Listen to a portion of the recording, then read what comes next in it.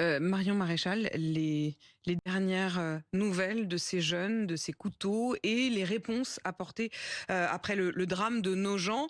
Il y a la question des portiques, il y a la question de l'interdiction des couteaux, il y a la question désormais de l'interdiction non seulement des réseaux sociaux, mais même peut-être des portables, des smartphones pour les moins de 15 ans. Ça vous fait souffler, Ça me fait sourire, lever les souffler, yeux. ça me fait honte en fait. Quand j'entends aujourd'hui nos dirigeants s'adonner à un flot de mots, de commentaires, de propositions, pardon, mais plus débiles les unes que les autres, parce que donc on va interdire les couteaux aux moins de 15 ans, puis qu'est-ce qu'on fait des fourchettes, qu'est-ce qu'on fait des cutters, qu'est-ce qu'on fait des tournevis, est-ce que demain on interdit l'accès aux cuisines aux moins de 15 ans? On nous explique qu'on va mettre des portiques devant les écoles, mais enfin je rappelle quand même, pardonnez-moi, que en l'occurrence dans l'affaire Nogent, et suite au meurtre de ce jeune homme commis sur une enseignante, enfin pas une enseignante, mais une surveillante, eh bien cela est advenu à la suite d'une fouille qui a été réalisée par les gendarmes. Et c'est parce que le jeune a vu cette fouille qu'il est sorti finalement de la file et qu'il est allé commettre ce meurtre. Donc je pense qu'il y a une diversion, voilà, pour ne pas voir le vrai problème. C'est-à-dire qu'on va s'attacher